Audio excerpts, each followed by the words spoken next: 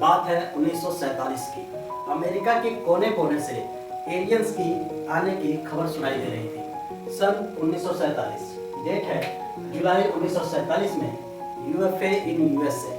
क्या ऐसा हो सकता है कि दूसरे ग्रह के प्राणी पृथ्वी पे अपना कदम रख सकते हैं, या फिर इसकी जो आहट दुनिया में सुनाई देने लगी थी उसकी पुष्टि एक पायलट थे जिसका नाम था केनिथ अर्नोल्ड, जो 24 जून 1947 को अफवाह के उड़ने से पहले ही इन्होंने इस बात की डिक्लेयर कर दिया था। जब ये अपने पायलट को फाइटर प्लेन को जब उड़ा रहे थे लगभग 2000 किलोमीटर पर आवर के स्पीड से, तब इन्होंने ये थ्योरी डिक्लेयर की कि हमने जो है आसमान में यूएफओ यानी एलियन के आने की आहट को सुनी है। कुछ ही दिनों में लगभग एक हफ्ते के अंदर पूरे अमेरिका में इस बात की खबर पहुंची और लोग घबराहट से डरने लगे।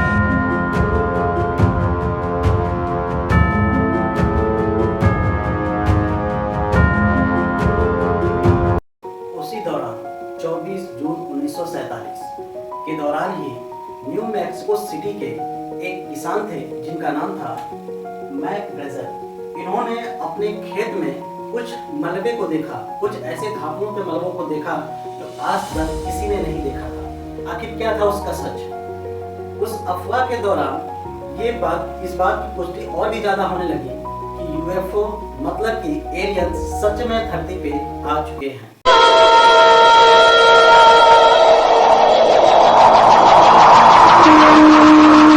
अमेरिका में एलियन की आहट और लोगों की घबराहट दुनिया को एक अलग ही कॉन्स्पिरेसी थ्योरी में लेके जा रही थी। लोग जानना चाहते थे कि क्या सच में एलियन धरती पे आ चुके हैं। दोस्तों, मैं आपको बता दूं, इस पूरी घटना के दौरान जो ये अफवाह चल रही थी या जो सच्चाई थी, इसको मैं प्रूफ करूंगा। लेकिन उस समय क्या हुआ, जानिए इस बात को। जैसे इस अफवाह को सुनते ही जैसे उस मलबे को मैक ब्रेजर ने अपने खेत में पाया, इसकी इंफॉर्मेशन उन्होंने यूएस आर्मी को, यूनाइटेड स्टेट की आर्मी को उन्होंने इन्फॉर्म किया कि कुछ ऐसे मलबे मिले हैं, और साथ ही ये अफवाह भी उड़ रही है कि हमने आसमान में यूएफओ को देखा है, यानी एलियन की दस्तक अमेरिका में हो चुकी है।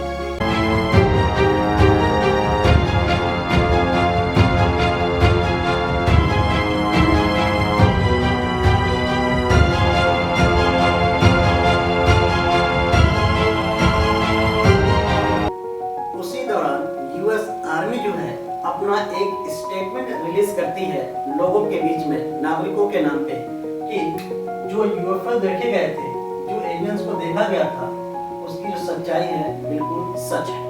मतलब कि यूएस आर्मी का कहना था कि वाकई में यूएफओ या एलियंस धरती पे आ चुके हैं। लेकिन कुछ दिन के बाद नेक्स्ट डे उन्होंने एक फिर दूसरा स्टेटमेंट रिलीज किया अमेरिका के नागरिकों के बीच में, और उन्होंने कहा कि जो भी मलबा देखा गया था खेत में, वो एलियंस का नहीं था, वो किसी यूएफओ का नहीं था, बल्कि वो एक वेदर बैलून था।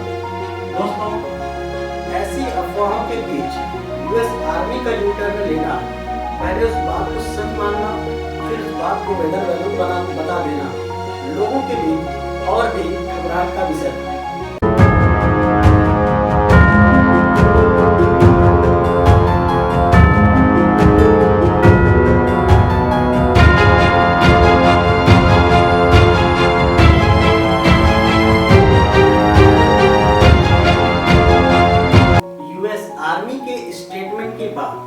फिर 1970 में ऐसी अफवाह को सुना गया कि न्यू मैक्सिको सिटी के डेजर्ट के ऊपर जो है ऐसी कुछ तस्वीरें देखी गई हैं। कुछ ऐसी तस्वीरों को पहचाना गया है जिनकी स्पीड बहुत ही ज्यादा थी और काफी ऊंचाई पे उड़ रहे थे। तो वो कहीं यूएफओ तो नहीं थे। बता दूं आपको कि 1980 में एक बुक लिखी गई थी जिसका नाम था द रोजवेल इंसिडेंट। इस बुक में भी ये बताया गया था एलियंस धरती पे हैं। 1980 में ये कहा गया उस बुक में, मिस्टर मेजर मार्केल ने ये बताया कि यूएफओ धरती पे उतरा था, लेकिन मौसमी बिजली के कारण वो नष्ट हो गया और सारे एलियन मारे गए। लेकिन उसमें से एक एलियन बचा और उसको अमेरिका के ऐसी जगह पे रखा गया है जिसकी खबर आज तक किसी को नहीं है। उसी का नाम है एरिया 51।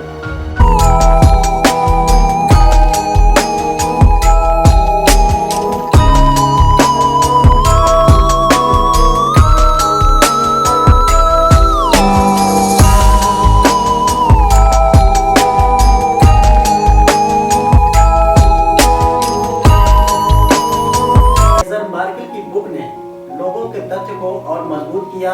लोगों के बीच विश्वास होने लगा था कि धरती पे एलियन सच में है। लेकिन अब चलते हैं जरा एरिया 51 के हिस्ट्री के बारे में। दोस्तों, आप जानते होंगे 1945 का वो एक ऐसा दौर था जिस समय अमेरिका और सोवियत संघ के बीच में एक शीत युद्ध का माहौल चल रहा था। दुनिया दो महाशक्तियों के बीच में पड़ चुकी थी, एक अमेरिका और एक सोवियत संघ।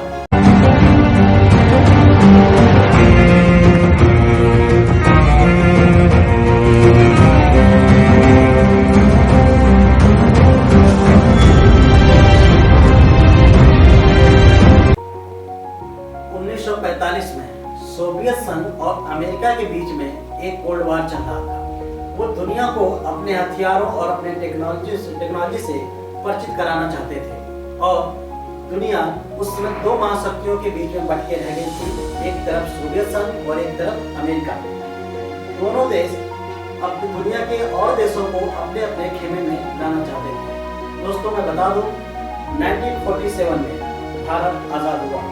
उस समय अमेरिका और सोवियत संघ दोनों भारत को अपने खेमे में लाना चाहा, लेकिन जवाहरलाल नेहरू की गुट निरपेक्षता के सिद्धांत ने इसका खंडन कर दिया। अब समझते हैं कि आखिर एरिया 51 और कोल्ड वार से क्या रिलेशन है। देखिए, जैसे कोल्ड वार के दौरान सोवियत संघ अपने टेक्नोलॉजी को इम्प्रूव कर रहा था, उसी समय अमेरिका भी अपने टेक्नोलॉजी, अपने हथियारों को टेस्टिंग बड़े जोर शोर से कर रहा था।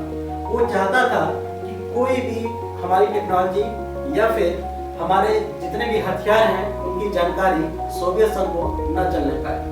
इसलिए उसने CIA के सेंट्रल इन्वेस्टिगेशन जो एजेंसी उनकी है, इंटेलिजेंस एजेंसी है, उनको उनके दो बंदों को कहा कि आप कोई ऐसी एरिया को चुनिए जहां किसी को जानकारी न हो। तो उन्होंने ऐसे एरिया को सेलेक्ट किया जो अमेरिका के बिल्कुल बीचों बीच में एक रेगिस्तान है जिसका नाम है एमारगोसा डेजर्ट। ठंड है, रेगिस्तान का नाम है एमारगोसा डेजर्ट। उसके बीचों बीच में एक प्लेस का उन्होंने चुनाव किया जिसको हम कहते हैं एरिया 51।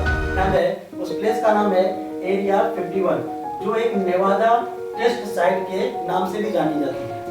अमेरिका अपने यहाँ खुफिया हथियारों, खुफिया फाइटर प्लेनों की यहाँ टेस्टिंग करता था। इसलिए करता था ताकि सोवियत संघ के राडार या फिर उनके जो गुप्तचर हैं इनके बारे में जानकारी न प्राप्त कर सके। जैसे एक स्पाइंग एयरक्राफ्ट होता है। स्पाइंग एयरक्राफ्ट जो होते हैं बहुत ऊंचाई और बहुत तेजी से उड़ने वाले एयरक्राफ्ट होते हैं।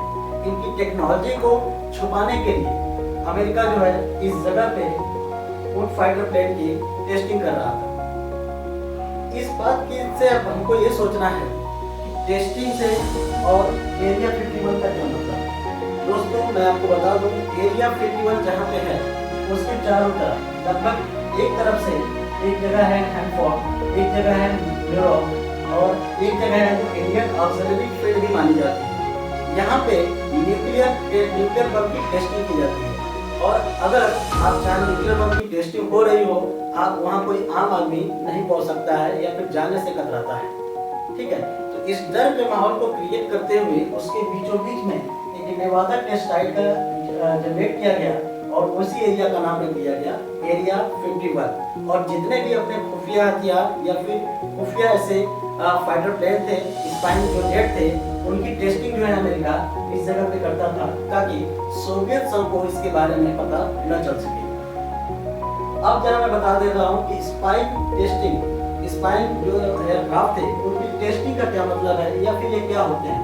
पहली बात, इनकी जो जिस ऊंचाई पे उड़ान भरते थे लगभग वो 21,000 मीटर की ऊंचाई थी, 21,000 मीटर की ऊंचाई थी और लगभग 2,000 किलोमीटर से भी ज़्यादा किलोमीटर पर आवर की स्पीड से उड़ते थे। अब लेके चलता हूँ थोड़ा शुरुआत में।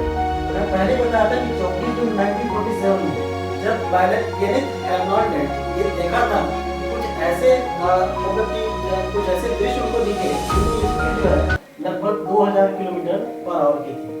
इस स्टोरी से इस बात को आप रिलेट करके चलिएगा, तब आप समझ पाएंगे उस चीज को। डेटा एंड टेक्नोलॉजी को हैक न कर सके, इसलिए अमेरिका ऐसे स्पाइंग एयरक्राफ्ट की डिजाइन कर रहा था ताकि वो सोवियत संघ के रडार में आ ही न सके, उनकी डेटा और टेक्नोलॉजी को वो हैक न कर सके। लेकिन सोवियत संघ ने कुछ समय के बाद ही अपने रॉकेट से ऐसे स्पाइंग एयरक्राफ्ट को मार गिराया। अमेरिका को लगने लगा कि अब हमको कुछ उसमें मॉडिफिकेशन करना पड़ेगा, कुछ ऐसे स्पाइंग एयरक्राफ्ट बनाने पड़ेंगे जो उनके रडार में बिल्कुल भी पकड़ना है, उनको इतनी ऊंचाई पे उड़ाया जाए, इतनी स्पीड से उड़ाया जाए कि उनके रडार में बिल्कुल ना पकड़ना है। फिर अमेरिका ने एक स्पाइंग एयरक्राफ्ट तैयार किया जिसका नाम था लॉकहेड SR-71, या फिर उसको नाम देते हैं ब्लैकबर्ड भी नाम देते हैं। 1970 में उसने उसकी टेस्टिंग की। ध्यान है 1970 में उसने टेस्टिंग की, कहाँ पे? इसी डेजर्ट में, इसी पूरे डेजर्ट एरिया में। इसका नाम था एरिया 51। और आपको फिर मैं उस स्टोरी पे लेकर चलता हूँ जहाँ से इस अफवाह को समाप्त किया गया था और दूसरी अफवाह उड़ी थी। ध्यान रहे 1970 न्यू मैक्सिको डेजर्ट का नाम यह लिया गया है। उसी डेजर्ट में इस ब्लैकबर्ड की टेस्टिंग हो रही थी जिसकी स्पीड जो थी लगभग 24,000 मीटर की ऊंचाई पे उड़ रहा था। ध्यान रहे दोस्तों, ये सेंटीमीटर, ठीक है, हाथ फीट इसकी बात नहीं हो रही है। 24,000 मीटर की ऊंचाई पे उड़ रहा था जिसकी स्पीड थी 3,400 किलोमीटर पर आवर। अब जब कोई एयरक्राफ्ट इतनी स्पीड से और इतनी ऊंचाई पे उड़ेगा तो दुनिया के सामने एक अलग ही तस्वीर पेश करेगा, ठीक है। तो ये ब्लैकबर्ड बोर्ड स्पाइंग एयरक्राफ्ट था, इसकी टेस्टिंग चल रही थी 1970 में इसी डेजर्ट के बीच में। और तभी ये देखा गया कि 1970 में न्यू मैक्सिको डेजर्ट के ऊपर कुछ ऐसे ऑब्जेक्ट को उड़ते हुए। दोस्तों मैं बता दूं UFO का फुल फॉर्म ही होता है अनआइडेंटिफाइड ऑब्जेक्ट, जिनको आइडेंटिफाई नहीं किया गया है, ठीक है। तो अब इस बात से अब ये होने लगा कि आखिर इतनी ऊंचाई पे और इतनी स्पीड से कौन सा ऐसा ऑब्जेक्ट है जो फ्लाइंग कर रहा है। और ये अमेरिका का स्पाइस जेट था। स्पाइस जेट इसलिए बनाया गया था क्योंकि इससे वो दूसरे देशों के डेटा को चोरी भी कर सके। इतनी बात के बाद हम आगे से समझते हैं। तो इसका UFO और स्पाइस जेट का दोनों के बीच एक इंटरलेशन थ्योरी क्या थी? थ्योरी का मतलब ये कहें कि जब कोई सेना ऐसे ऑपरेशन करती है जो चाहती है कि लोगों को पता न चल सके, तो एक कॉन्स्पिरेसी थ्योरी का निर्माण करती है, लोगों के बीच एक अफवाह उड़ाती है कि आप एलियन आ चुके हैं, UFO है धरती पे, ठीक है। तो ऐसे अफवाहों के बीच वो अपने टेस्टिंग को बरकरार रखें, टेस्टिंग और डेवलपमेंट को कर सकें ताकि दूसरे देशों को इसकी खबर न लगे और लोगों के बीच, दुनिया के बीच एक अफवाह बनी रहे। और आज भी लोग समझते हैं कि वाकई धरती पे एलियंस हैं, UFO से एलियंस आते हैं और हम लोग के बीच ही घूमते टहलते हैं। तो ऐसी बातों का मैं खंडन करता हूं और आज मैं बता रहा हूं कि इसकी जो आज भी दुनिया का सबसे तेज और सबसे ज्यादा ऊंचाई पे उड़ने वाला ये स्पाइस एयरक्राफ्ट है जिसका नाम है लॉकहेड SR-71, जिसको हम ब्लैक बर्ड भी कहते हैं। दोस्तों याद रखिएगा, जिस रेगिस्तान में एरिया 51 जो जगह है स्थित है, उस रेगिस्तान का नाम है एमारकोसा डेजर्ट। आप उम्मीद करते हैं कि UFO, एलियंस और स्पाइस एयरक्राफ्ट टेस्टिंग के बीच का फर्क आप समझ गए होंगे। तो दोस्तों आप ख्याल रखिए अपना, खुश रहिए और मस्त रहिए।